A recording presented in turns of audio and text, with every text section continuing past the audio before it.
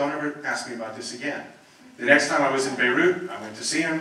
He asked me some questions, and I said, General, I just want to make sure, before you ask me these questions, that you understand I'm a Jew. He goes, David, I told you in Washington, don't ever ask me this. And besides, May, one of his top 3 aides, she's a Jew.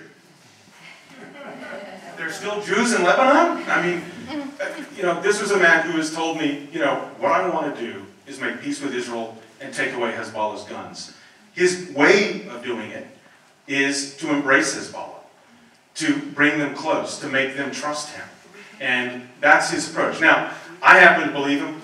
Maybe he's playing a game. Lebanese politicians are pretty interesting people. But this is the guy who we will have nothing to do with now. We're dealing with people who, in fact, right after the war, the current prime minister said, Lebanon will be the last country to ever negotiate with Israel. Aoun said, Lebanon should be the first country to negotiate with Israel. I think we're backing the wrong team. I think because of our hatred, well earned, for Hezbollah, we're dealing with people who are untrustworthy and will not, in the end, work out well for us. But that's just one example of I think a direction that could be and should have been followed. We are officially out of time now, but I'll take one more question and put it on the tab at the end of the day. You'll have to drink your wine faster. So, one last question. Somebody who hasn't come on during the course of the day. Ask her because she's very provocative.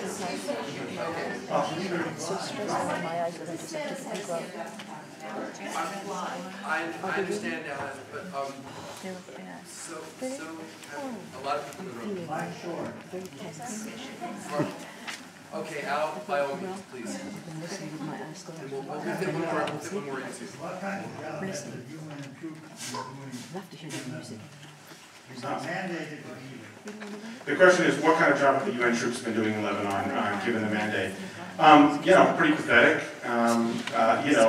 They're tiny organization. Really, they're there when something happens. They report on it. They don't really ever get in the line of fire. There are a lot more of them there now, post-war with Hezbollah. But a lot of what they're doing is mining, cleanup, and so on. And they seem to be doing a better job now. But who knows how long they'll be there? Lynn Glass, move on that. Thank you. The question I ask actually is for everyone here. You mentioned safety. You don't feel real good in Ramallah, but you feel better in Lebanon. How do you feel when you're around in Israel? Because so many people are amazed that I go there. They think it's like Beirut. I'm like that, actually. I have a great time in Israel. And I go out with sniper teams into the West Bank and, go to the, all kinds of crazy places. I mean, Yeah, I mean, sure. I mean, look, whether you love or hate the wall, the fence, the security fence, the reality is that violent incidents have gone way down.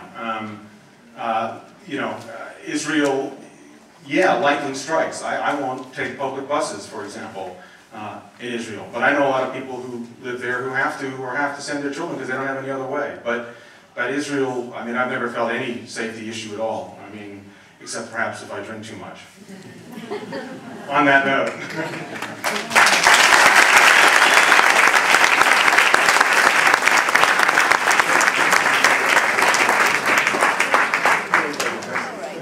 Thank you all.